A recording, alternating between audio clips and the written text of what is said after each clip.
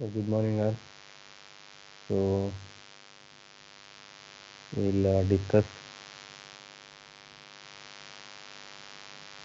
the module 3 from beginning.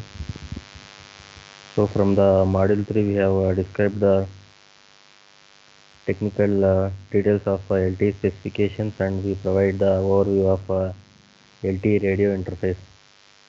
So as we know this overview and channel structure of LTE, so in this we have introduction to the LTE, channel structure of LTE, downlink OFDMA radio resource, and uplink SCFDMA radio resource.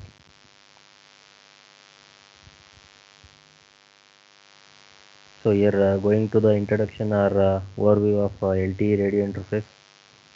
So the radio interface of a wireless network, whenever we say the radio interface of a wireless network, it is a interface between the mobile terminal, that is MT, and the base station. So here the interface between the mobile terminal and base station is radio interface. So now here the third generation partnership project, that is 3GPP. So it actually defines a separable network structure, that is it divides the whole network into radio access network and the core network.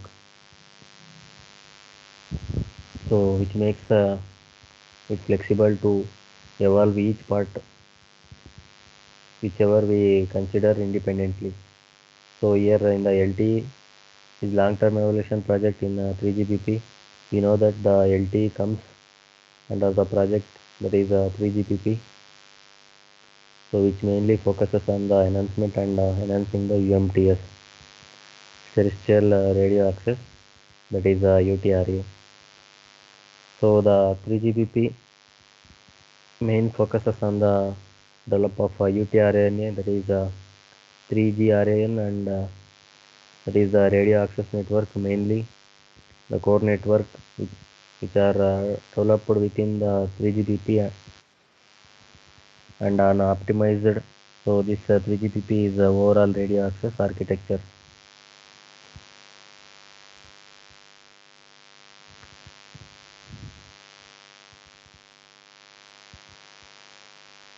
So another parallel project what we have is Evolved Packet Core, that is EPC.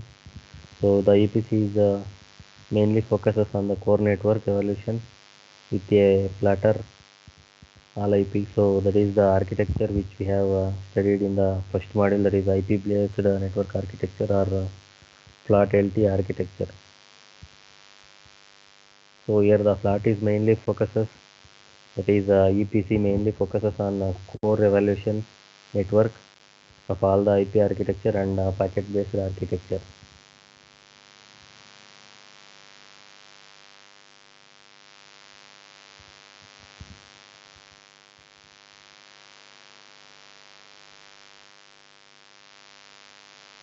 So the complete packet system containing of LTE and EPC is called as evaluate packet system. So if you have complete a system and packet system which consists of LTE and EPC is called as eval packet core system.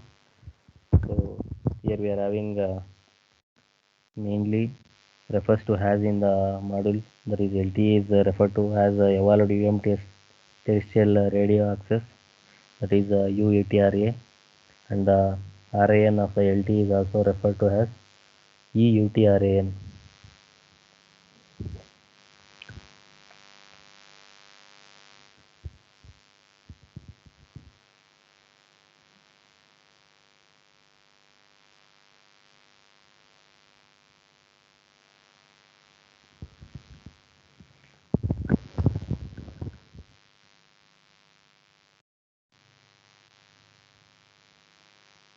So next we have design principles of LTE. So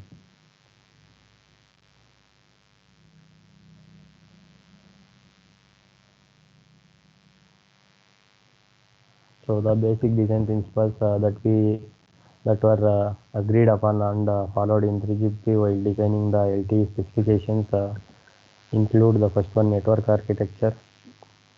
data. Second one is data rate latency performance requirements. So in that we have spectral efficiency,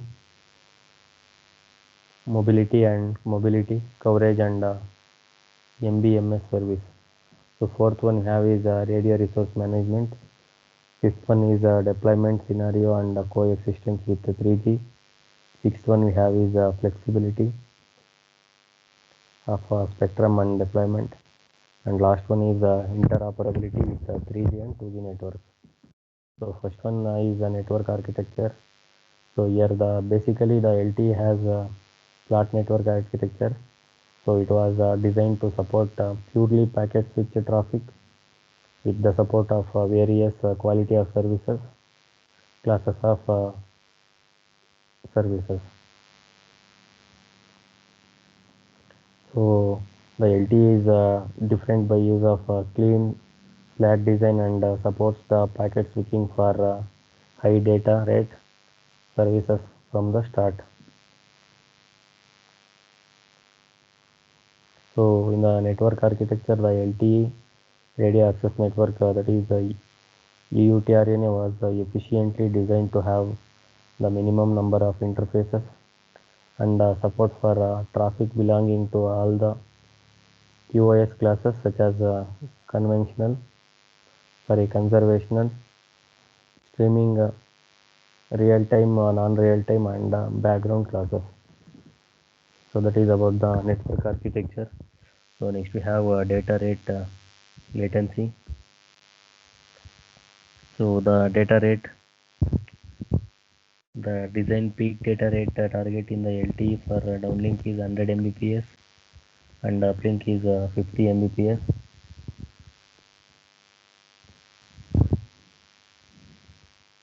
With the operating at 20 megahertz channel size. So that is the data rate. So for the latency, the one-way latency in the user plane is 5 milliseconds in an uploaded network. That is if only a single user equipment is present in the cell. So for the control plane latency, so the transition time for a camped state to an active state is less than 100 milliseconds.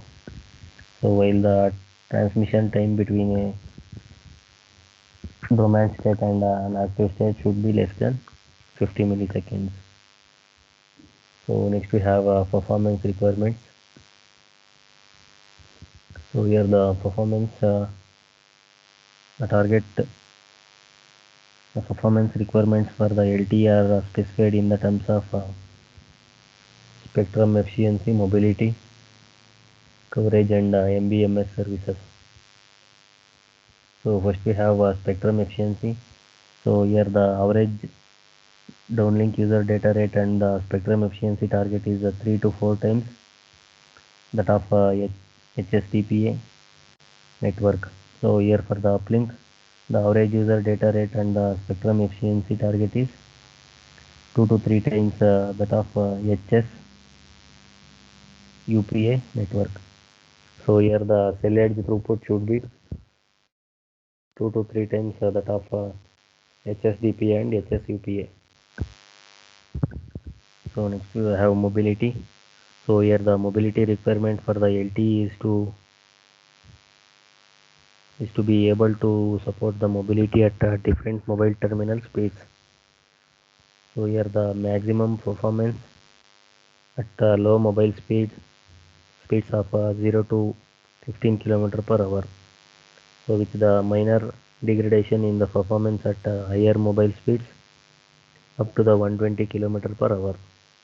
So here the LTE also expected to be able to sustain a connection for mobile speeds up to 350 km per hour, but with the significant degradation in the system performance. So that is about the mobility. So next we have coverage. So here in the coverage, the good performance should be meet up to the 5 kilometer. So when the slight degradation of the user throughput is tolerated, so then the cell ranges up to 30 kilometers.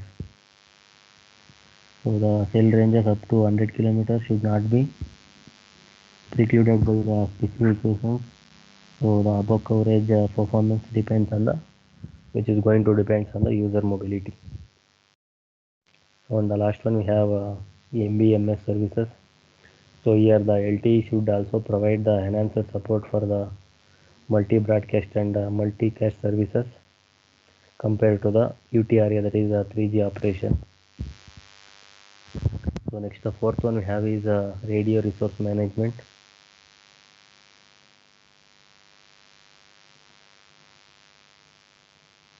So here the radio resource management requirements cover the various aspects such as enhanced support for end-to-end QoS, efficient support for transmission of air layers, and support for the balancing load sharing or balancing and policy management or enforcement across different access technologies.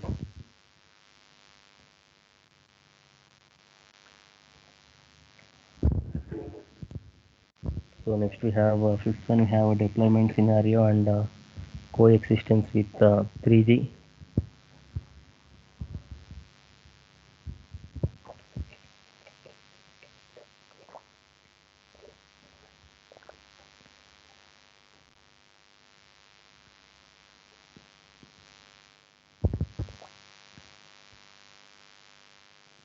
So here the LTE shall support the following two deployment scenarios.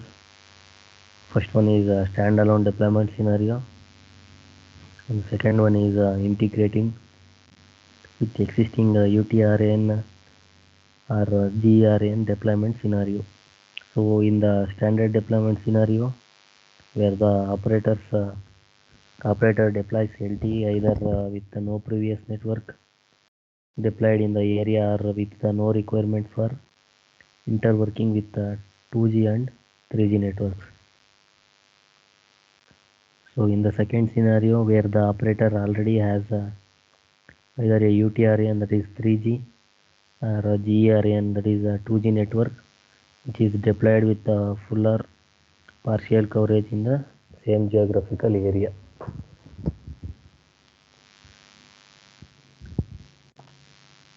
So next we have is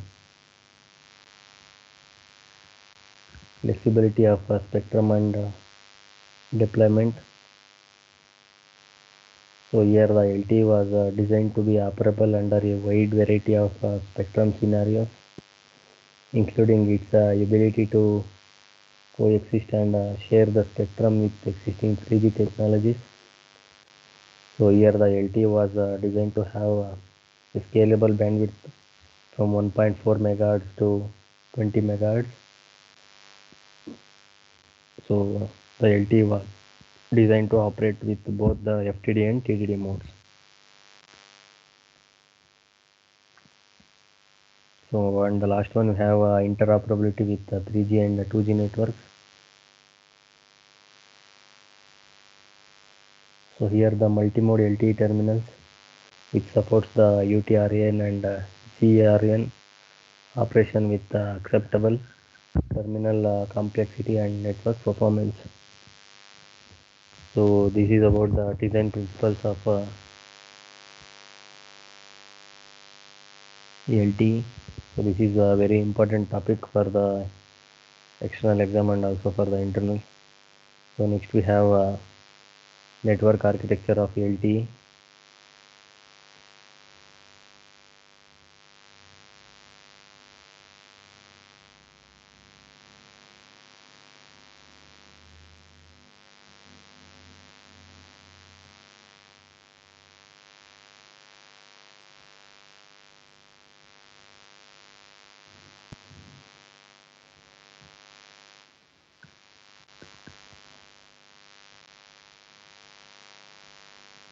So this figure shows the end-to-end network architecture of LTE and the various components of the network. So here the entire network is composed of the radio access network, that is EUTRAN. So it is entire architecture is composed of the radio access network, that is EUTRN, and the core network, that is EPC, the core network EPC. So the main components of EATRN and EPC are, the first one is user equipment. So it is also called as a mobile terminal. So it is an access device for the user which provides the measurements that indicate the channel conditions to the network.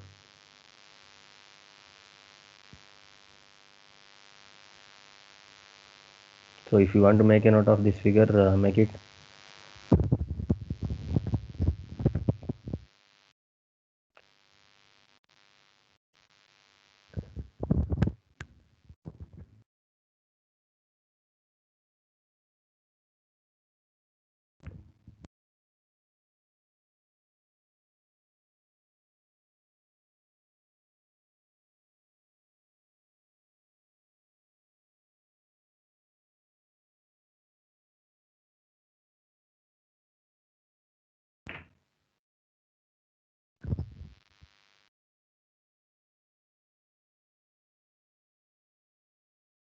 So this is also very important in the way of examination. The next component is eNode B. So it is also called as the base station. So it interface the user equipment to EPC and the first point of contact for the user equipment. So here the eNode B is only one logical node in the EATRN. So it includes some functions such as radio bearer management, uplink and downlink dynamic radio resource management, data packet scheduling and mobility management. So the third component is MME, that is mobility management entity. So this mobility management entity is similar in the function to the control panel of legacy servicing GPRS support node, that is SGSM. So it manages the mobility aspects such as gateway selection and tracking area list management. So it manages the mobility aspects such as gateway selection and tracking areas list management. So the next component is serving GW, that is serving gateway. So here it terminates the interface toward EUTRN and routes the data packets between EUTRN and EPC. So it performs local mobility anchor point for inter eNode B, which handovers and also provides an anchor for inter 3GPP mobility. So here the serving gateway and the mobility management entity may be implemented in one physical node or separate physical nodes. So the other responsibility of serving gateway includes the lawful intercept and charging and some policy enforcement. So next we have element is PDN GW, that is the packet data network gateway.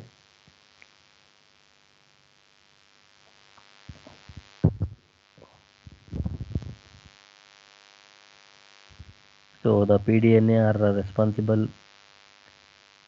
responsible for so it determines the SDI interface towards the packet data network.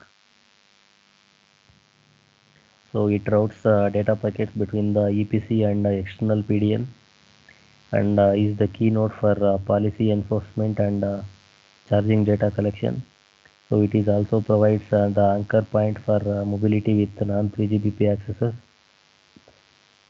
So the external PDN can be any kind of IP network as well as the IP multimedia subsystem domain. So it is also responsible for The PDN gateway and serving gateway may be implemented in one physical node or separated physical nodes. So the next component we have is S1 interface.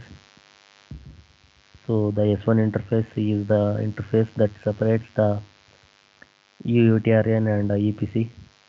So it is split into two parts. That is the S1U, so which carries the traffic data between the E node B and the serving gateway.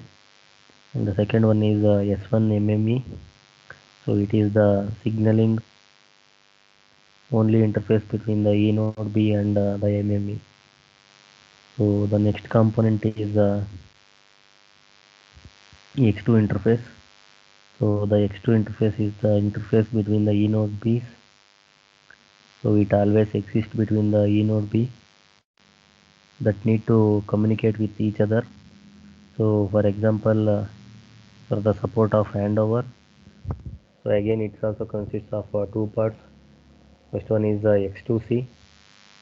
So it carries the traffic data between the E node B and the serving gateway. So and the second one is it is the control panel interface between the E node B's. So and the second one is X2U. So it is the user plane interface between the E node B's. So and the next component we have is policy and charging rules functions. That is PCRF, policy and charging rules functions.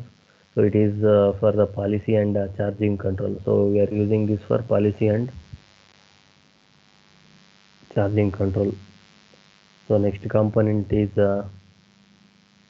HSS, that is home subscriber server.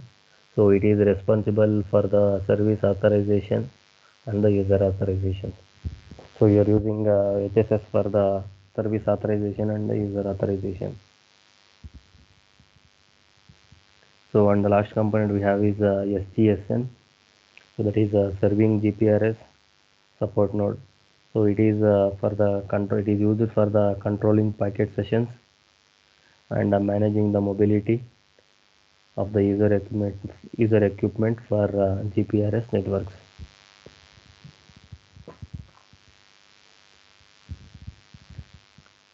So next we have radio interface protocols. So this is also very important.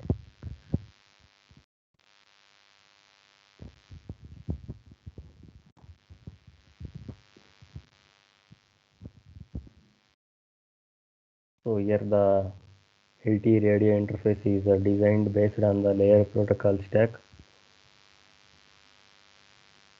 It can be divided into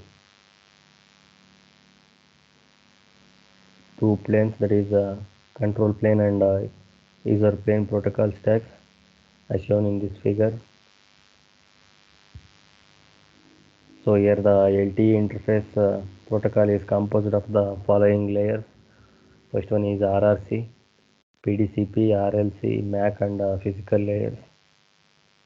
So first one is RRC, that is radio resource control.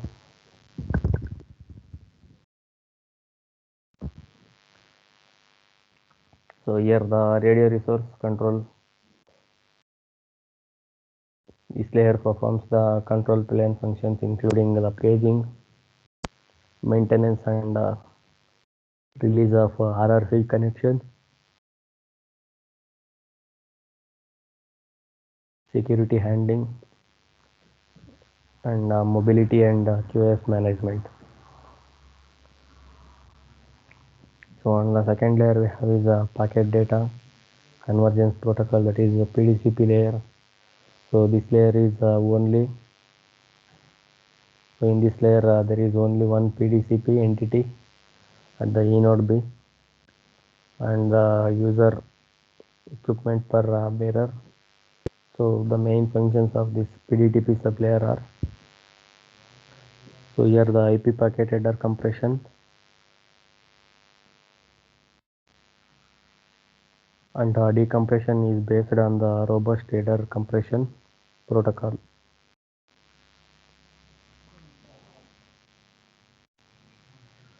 So it is also used for ciphering of data and signaling and integrity protection for signaling. So the third layer is radio link control. So the main functions of the radio link control sublayer are segmentation and concatenation of data units, error correction through the automatic repeat request, that is ARQ protocol, and in sequence delivery of packets to the higher layers. So this RLC mainly operates in three modes, that is TM mode, EM mode, and AM mode. So the TM mode is the transparent mode. So in the transparent mode, it is the simplest one. So without RRC header addition, the data segmentation or concatenation. So and it is used for the specific purpose such as random access. So on the next mode is the unacknowledged mode. So this mode allows the detection of packet loss and which provides the packet recording and reassembly, but does not require the retransmission of the missing protocol data units.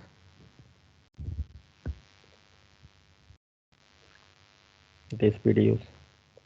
So the next mode is acknowledge mode.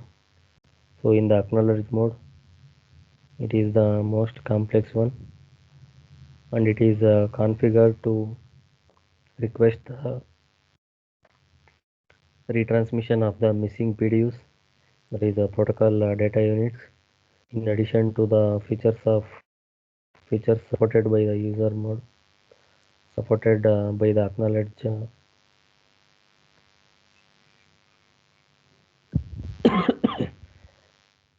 supported by the UM mode. So there is only RRC entity at the eNode B and user equipment bearer.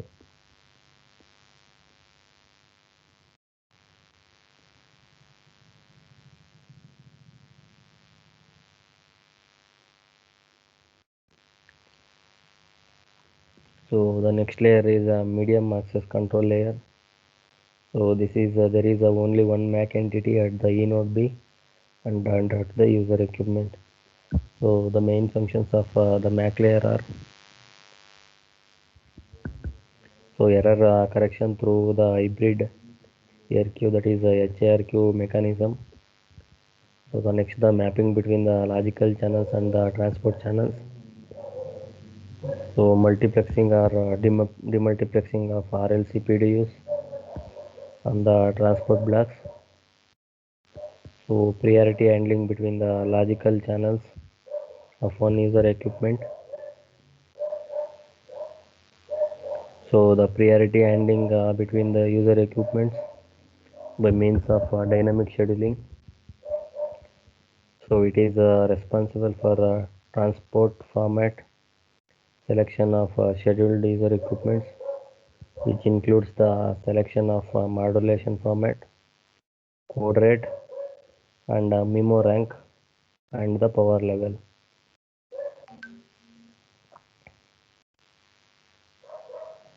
So on the last layer we have is a physical layer.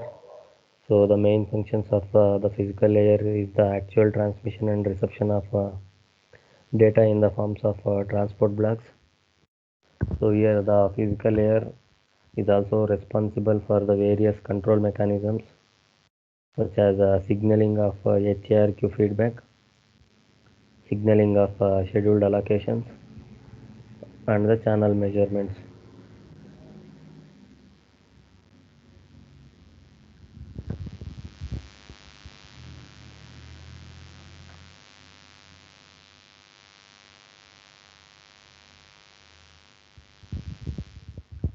So next we have is a hierarchical structure of the LTE.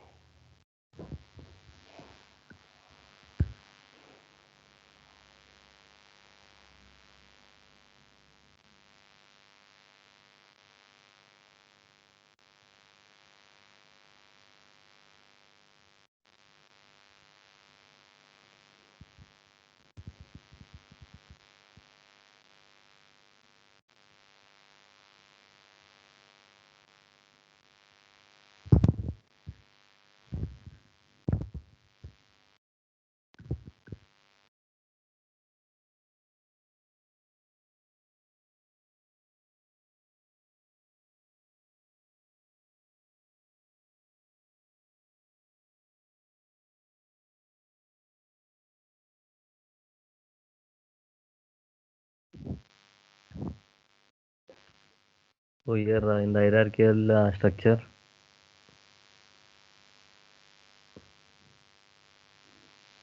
so the LT adopts a hierarchical channel structure to efficiently support the various QoS classes of the services. So there are three different channels types defined in the LTE. So the first one is the logical channel, the second one is the transport channel, and the third one is physical channels. So each are associated with a service access points between the different layers. So these channels are used by the lower layers of the protocol stack to provide the services to the higher layer.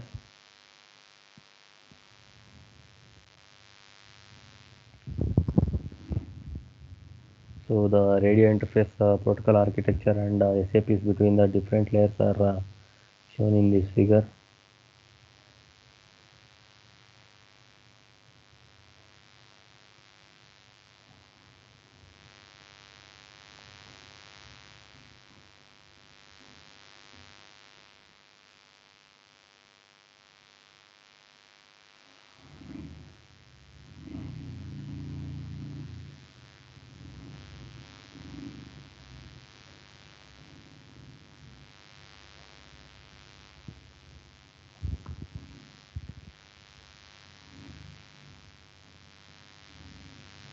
So here the radio interface protocol architecture and the SAPs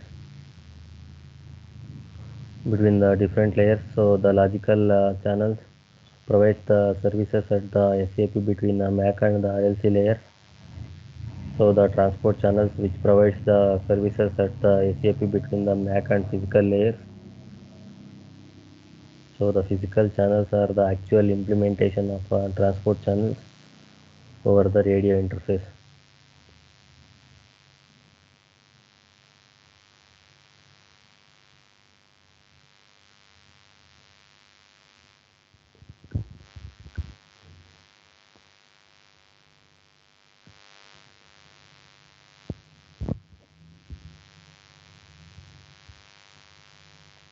So the next we have first channel is logical channel. So which defines what type of information is transmitted.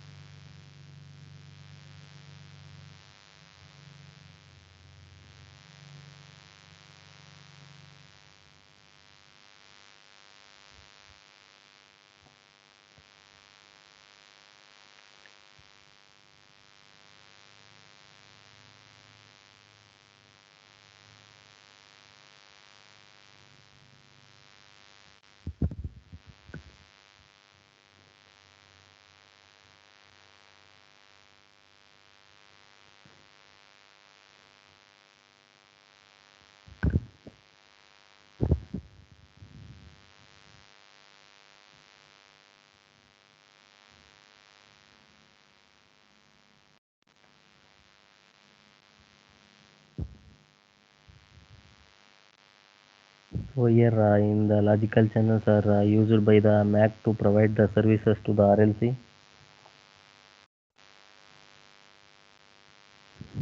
So here each logical channel is defined based on the type of information it carries. So here in the LTE there are two categories of logical channels depending on the service they provide. The first one is logical control channels and the logical traffic channels. So in the logical control channels which carries the signaling information in the control plane. So in the logical traffic channels which carries the data information in the user plane.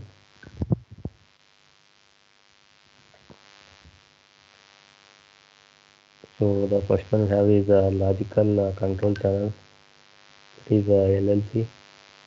So which are used to transfer the control plane information. So here the control channel can be either a common channel or a dedicated channel. So here a common channel means common to all the users in a cell point to multi-point, while dedicated channels means the channels can be used by only one user point to point, so which includes the following types. The first one is a broadcast control channel, that is BCCH. So these channels are used by the broadcast system control information to the mobile terminals in the cell, which includes the downlink system bandwidth, antenna configuration, and reference signal power. So here, due to the large amount of information carried on the BCCH, so it is mapped to two different transport channels. That is the broadcast channel BCH and the downlink shared channel DLSCH.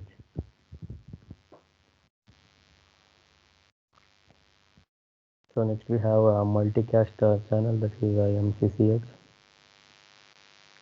So here a point to point or a point to multi-point downlink channel is used for the transmitting control information to the user equipment in the cell.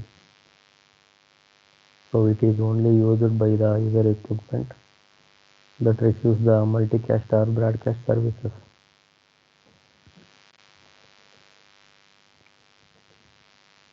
So next we have a paging control channel, that is a PCGH.